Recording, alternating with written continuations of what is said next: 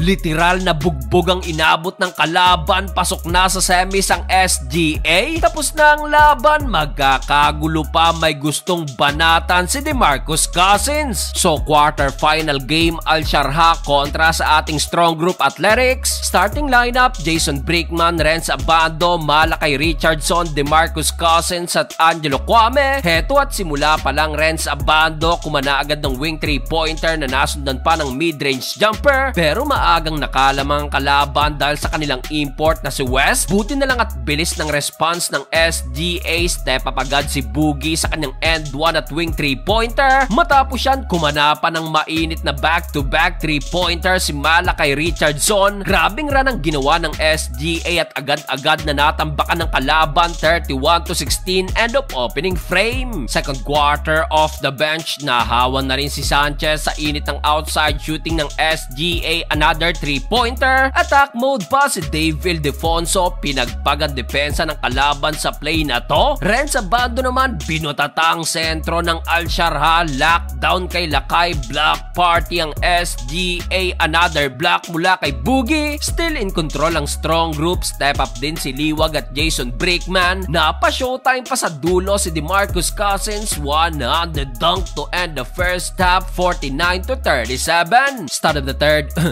the third quarter, buhat mode pa rin si DeMarcus Cousins. First 9 points ng SGA, galing lahat kay Boogie inside the paint. Sa loob lang yan ng 3 minuto at total of 21 points. Under 5 minutes, Renz Abando kumana ng turnaround jumper na nasundan pa ng fadeaway jumper ni Chris McCullough. Kaya dito agad na nabaon palalo ang kalaban sa 20-point lead ng SGA. Parang di quarterfinals, halos pinagpraktisan lang ng Strong Group ang Al-Sharjah. Natapos ang third period na magapalalo ang tambak sa 24-75-51. Fourth and final quarter, di na pinasok pa si Insan at dito nag-take over pa si Mikey Williams. For the first time, finally nag-double digit na rin si Mikey this tournament na meron ng 11 points. Katulong ni Mikey dyan si Chris McCullough na naghalimaw pa sa dulo with 20 points. Well, sa laki ng tambak na umabot palalo sa 30 plus points sa uli, panalo ang SGA at papasok na sa semis kalaban ng Tunisia. Pero surprisingly, tapos na ang laban, magkakagulo pa ng may makaalitan itong si DeMarcus Cousins. Mukhang may sinabing di nagustuhan ni Insan at biglang nag-init itong si Boogie. Buti na lang at napagitnaan din agad yan ng both teams at hindi na lumaki pang gulo.